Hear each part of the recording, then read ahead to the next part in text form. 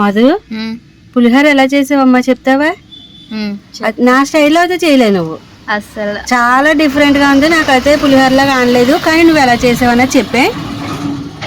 సరే, ఫస్ట్ అయితే పొడి చేసుకోవాలి. శనగపప్పు మినపప్పు తీసుకొని వేపుకున్నాను. సగం వేపుకున్నాక ధనియాలు జీలకర్ర అన్ని కొంచెం కొంచెం వేసుకున్నాను. ధనియాలు జీలకర్ర కూడా వేసావా?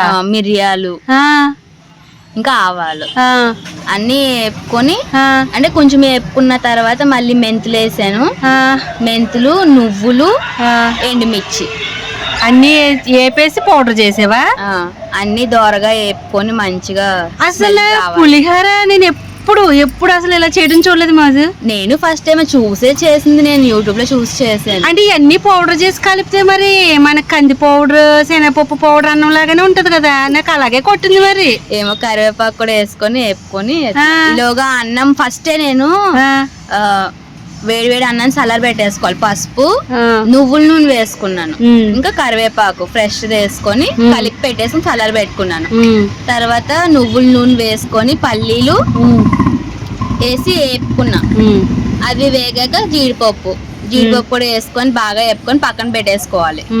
తర్వాత ఆవాలు, శనగపప్పు వేసుకొని వేపుకొని పచ్చిమిర్చి, ఎండుమిర్చి, కరివేపాకు ఇవన్నీ తాలింపు. ఇప్పుడు తాలింపు ఇంగువ వేసుకున్నాను. తర్వాత చింతపండు ఆల్రెడీ నేను నానబెట్టుకొని గుజ్జు తీసి పెట్టేసుకున్నాను, కొంచెం తిక్కుగాను. అవి వేసేసి మొత్తం ఉడికించేసి దగ్గరికి ఒకసారి బాయిల్ పట్టుకున్నాక మనం ఆల్రెడీ చేసి పెట్టుకున్న పొడి ఉంది కదా, అది వేసేసుకోవాలి. వేసుకొని మంచిగా కలిపేసుకోవాలి. ఉప్పు వేసుకున్నాను, తగినంత ఉప్పు, కొంచెం బెల్లం వేసుకున్నాను. బెల్లం వేసుకుంటే బాగుంటది. తర్వాత పొడి వేసుకుని కలిపేసుకోవాలి మొత్తం.